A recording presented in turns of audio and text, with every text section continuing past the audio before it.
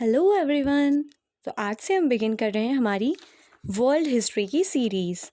तो हम बिगिन करते हैं हमारा पहला chapter American revolution.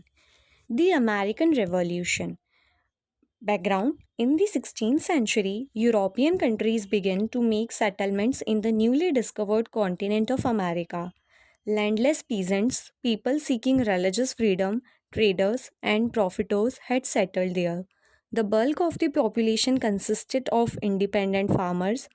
By the middle of the 18th century, there were 13 English colonies in North America along the Atlantic coast.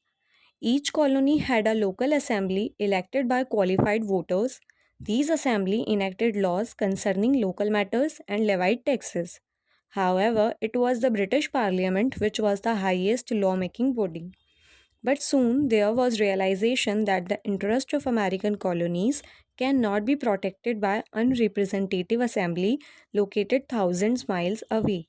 These realizations transformed into American Revolution in which 13 colonies in North America joined together to break away from the British Empire, combining to become the United States of America. American society in pre-revolution period. The American settlements on the eastern coast had experienced a population explosion between 1750 and 1790. Immigrants from Britain, France, Germans, Scotland, and Ireland also swelled the population of these colonies. This demographic growth, coupled with the opportunities for westward expansion, created the American frontier. This frontier moved continually westward over the 19th century, creating a society which was more democratic than it had been during British colonial rule. A commercial revolution which started in the 1740s led to a considerable expansion in American imports and exports. The process of commercial change enabled people of middling rank to break away from traditional patron client relationship. The religious revival known as the Great Awakening also weakened traditional authority and the position of the gentry and the established Anglican clergy. The growth of Republican ideas in America in the mid 18th century has been linked to the existence of a strong democratic tradition based on the absence of feudalism and rigid class boundaries within American society. The upper echelons of society in colonial America wielded much less economic and political power than in Britain. On the other hand, the majority of American farmers owned their own land, unlike in Britain, which had a majority of marginal tenants and landless agricultural workers. The relative weakness of the aristocracy, the existence of a large body of land owning farmers, the absence of a large indigenous population, and the possibility of acquiring land by westward movement imparted a strong republican flavor to the politics of the 18th century America. The 18th century Enlightenment produced ideas which undermined traditional beliefs and social relationships in a variety of ways. The American colonies enjoyed immense equality and prosperity, and hence the Americans were so concerned to defend their rights and privileges. The hardening of British policy after the Seven Years' War, 1757 to 1763, leading to the imposition of the Stamp Act in 1765, created considerable anxiety about the threat to the prosperity and freedom of the Americans. In the growth popular resistance in the growing popular resistance to British imperial assertiveness, the fight against despotism and corruption snowballed into a struggle for independence. Causes of the revolution. First, economic exploitation and depression. Economic exploitation of the colonies by the British in the form of restrictions on the colonies' trade and industries. British control of colonies' production and exports and imports caused a great dissatisfaction among the colonies. The English Parliament had forbidden them to use non British ships in their trade. Certain products such as tobacco, cotton, sugar could be exported only to England. Heavy duties were imposed on the import of goods in the colonies from other places. The colonies were also forbidden to start certain industries, for example, ironworks and textiles. Britain adopted mercantilist policies in colonial America, which were designed to promote British economic interests. These policies of Britain were exploitative. After the Seven Years' War, 1756 to 63, the British tried to pass on the burden of defense of America to the colonies through the Sugar Act of 1764 and the Stamp Act of 1765 and the Townshend Acts of 1767, which imposed duties on various items. Due to widespread boycott of British goods, there were repeal of the Stamp Act and partial repeal of the Townshend Acts. The British government retreated in the face of widespread opposition but wished to assert the right to tax the colonies by introducing the Tea Act of 1773. After 1760, the British economy entered a period of slow growth, which worsened the depression of the 1760s in America. It was not merely the burden of these new taxes introduced by Britain which aroused the colonists to revolt, but it was also because they came in a period of economic difficulties and depression. Colonists claimed that since English Parliament had no representative from the colonies, it had no right to levy taxes on them. Imperial interference. The American Revolution was in part a reaction against the manipulation of offices and patronage by the crown. Local officials like sheriffs, judges, militia officers, and justice of the peace were dependent on royal favor. The English also angered the colonists by issuing a proclamation to prevent them from moving west into new lands. Third, political awakening. The urban lower classes, the artisans, mechanics, and day laborers acquired some form of class consciousness. In the most radical colony, Pennsylvania artisans had been mobilized during the 1760s, and in 1772, the craftsmen formed their own organization candidates and policies. Far more radical, however, was the mobilization of poorer artisans, journeymen, apprentices, and laborers into the militia drawn mostly from poorer artisans and laborers. It was for many in Philadelphia's lower classes the first step in the transition from the crowd to organized politics. The militia demanded during 1775 to 1776 the right to elect all their officers, sometimes even suggesting that all officers should be elected by an annual ballot. The emergence of the Philadelphia militia represented the politicization of lower class communities. It came in response to British denial of right to legislate to colonists. Fourth, intellectual revolution. The American revolutionaries were inspired by the ideas of the English philosophers of the 17th century. These liberal philosophers like Locke, Harrington, Milton believed that man had certain fundamental rights which no government had the right to infringe. American thinkers, especially Thomas Jefferson, were also inspired by what French philosophers who were exposing the hollowness of feudal society and discussing the establishments of order based on reason and equality. Thomas Paine, who detested the inequalities of English society and had come to America, forcefully supported independence, declaring that there is something absurd in supposing a continent to be perpetually governed by an island. Fifth, no taxation without representation. The leaders of the American colonies gathered in the Massachusetts Assembly and declared that the English Parliament had no right to levy taxes on them. No taxation without representation was the slogan they adopted, and they threatened to stop the import of British goods. The threat led English to repeal the Stamp Act, but Parliament still insisted that it had the right to levy taxes. Then Parliament imposed a tax on consumer goods coming into the colonies, such as paper, glass, tea, and paint. Again, the colonies objected, saying that only their own assemblies had the right to raise money through taxes. In protest, the colonies cut down the English imports by one half. The English withdrew the plan, levying only the tax on tea to assert their right to levy taxes. In 1773, several colonies refused to unload the tea coming in English ships. In Boston, when the governor ordered a ship to be unloaded, a group of citizens dressed as American Indians boarded the ship and dumped the crates of tea into the water. These incidents is known as the Boston Tea Party. The English government then closed the port of Boston to all trade and precipitated the uprising of the colonies. Sixth, the Revolution. The Boston Tea Party was a key event in the growth of the American Revolution. Parliament responded in 1774 with the Coercive Acts or Intolerable Acts, which, among other provisions, ended local self government in Massachusetts and closed Boston commerce. The colonists protested by convening the First Continental Congress, which petitioned the British monarch for repeal of the acts and coordinated colonial resistance to them. The king declared their action a mutiny and ordered troops to be sent to suppress it. The colonies then planned for military defense with local troops or militia. The crisis escalated and the American Revolutionary War began near Boston in 1775. The declaration on 4 July 1776, the Second Continental Congress asserted that all men are created equal. Congress adopted the declaration of that they are endowed by their Creator with certain inalienable rights, that among these rights are life, liberty, and the pursuit of happiness. The declaration advanced the principle that the people are the source of authority and affirmed the people's right to set up their own government. The declaration also stated that these United States, United colonies are and of right of to be free and independent states. George Washington was put in command in chief of the American forces. The first battle took place in and around Boston in 1775.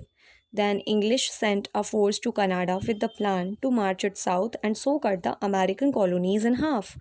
However, as the English marched south, the Americans met and defeated them. This victory of the rough American militiamen against a trained British force gave the Americans confidence. The French government now decided to help the colonies with troops, supplies, and funds to embarrass the English, France's old enemy. The war ended in 1781 when the English commander Cornwallis surrendered. In 1783, the Treaty of Paris was signed and the English recognized the independence of its 13 former colonies. Effects of the Revolution. The American Revolution represented an attack on aristocratic privileges, monarchical society, and virtually all forms of dependence, including slavery. In the final analysis, however, the main achievements of the American Revolution were the growth of mass participation in politics and the emergence of the free market based on the ideals of economic development and political equality. The revolution in America dealt a big blow to the monarchical society and aristocratic privilege.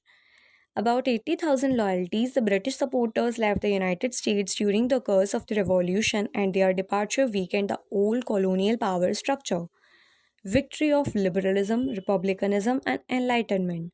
American Revolution was a unique and radical event that produced deep changes and had a profound effect on world affairs.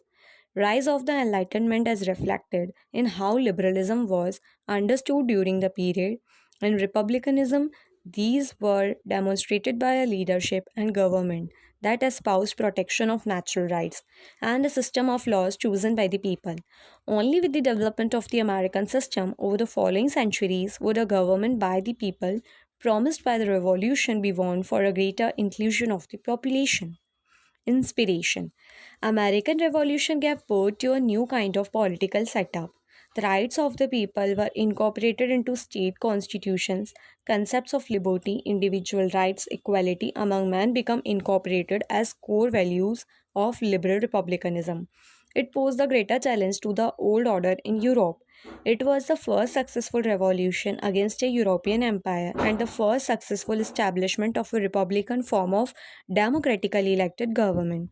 It provided a model for many other colonial peoples who realized that they too could break away and become self governing nations with directly elected representative government. The American Revolution served as inspiration for the French Revolution, the Haitian Revolution, and the Latin American Wars of Independence. The persons like Lafayette, French general who fought on the American side during the Revolutionary War, later became one of the leaders of French Revolution. The American Declaration of Independence influenced the French Declaration of the Rights of Man and the Citizen of 1789. The spirit of the Declaration of Independence led to laws ending slavery in all the northern states and the Northwest Territory, long before the British Parliament acted in 1833 to establish slavery in its colonies. The first Republican Constitution.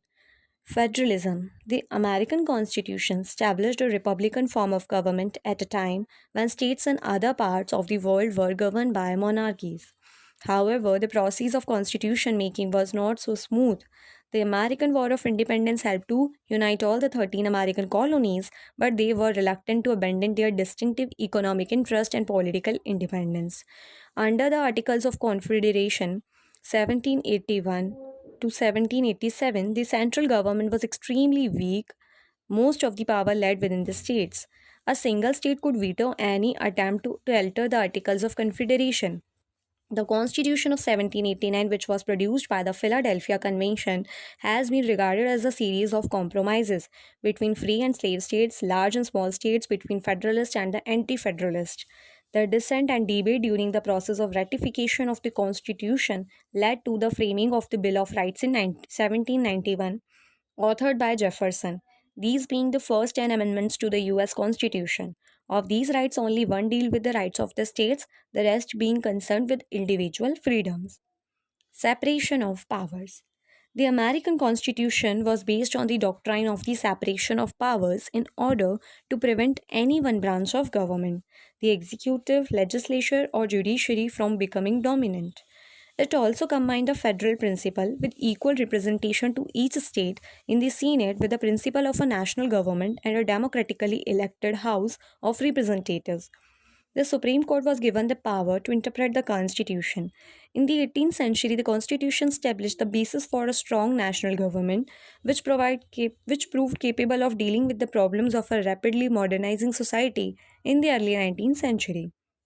As the United States developed into a market oriented society, which was witnessing the emergence of an industrial civilization, the nationalist orientation and values of the Federalists seemed more appropriate to the requirements of the new age. American Civil War. Civil War is the central event in America's historical consciousness.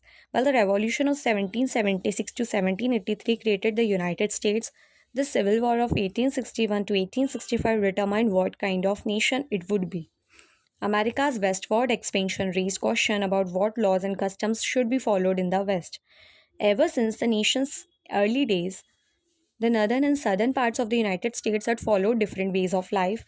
Each section wanted to extend its own way of life to the new territories and states in the West. In the spring of 1861, decades of simmering tensions between the northern and southern United States over issues including states' rights versus federal authority, westward expansion, and slavery exploded into the American Civil War, 1861 to 65. The election of the anti slavery Republican Abraham Lincoln as president in 1860 caused seven southern states to secede from the Union to form the Confederation States of America. Confederate States of America. Four more joined them after the first shots of the Civil War were fired. 4 years of brutal conflict were marked by historic battles at Bull Run, Manassas, Antietam, Gettysburg, and Vicksburg, among others. The war between the states, as the Civil War was also known, pitted neighbor against neighbor, and in some cases, brother against brother. By the time it ended in Confederate surrender in 1865, the Civil War proved to be the costliest war ever fought on American soil, with some 6,20,000 of 2.4 million soldiers killed. Millions were more injured, and the population and territory of the South devastated. Background. The Civil War started because of uncompromising differences between the free and slave states over the power of the national government to prohibit slavery in the territories that had not yet become states. When Abraham Lincoln was election in 1860 as the first Republican president on a platform pledging to keep slavery out of the territories, seven slave states in the deep South seceded and formed a new nation, the Confederate States of America. The incoming Lincoln administration and most of the Northern people refused to recognize the legitimacy of secession. They feared that it would discredit democracy and create a fatal precedent that would eventually fragment the no longer United States into several small, squabbling countries. The war. On April 12, 1861, Confederate forces fired on Fort Sumter, a federal fort in Charleston, South Carolina. Lincoln ordered the army to bring the rebel states back into the Union. The US Civil War had begun 4 years of fighting, followed most of it in the South. Although the South had superior military leadership, the North had a larger population, better transportation, greater resources, and more factories to turn out weapons and supplies. These advantages proved too much for the South to overcome. In April 1865, the South surrendered. The United States had survived the toughest test of the democracy. Abolition of slavery. From the beginning of the war, Lincoln declared that it was being fought to save the Union and not to end slavery. Lincoln eventually decided that ending slavery would help to save the Union. Early in 1863, he issued the Emancipation Proclamation declaring that all slaves in the Confederate States were free. At first, the proclamation freed no slaves because the Confederate States did not accept it as law. As Union armies advanced into the South, however, they freed slaves in the lands they conquered.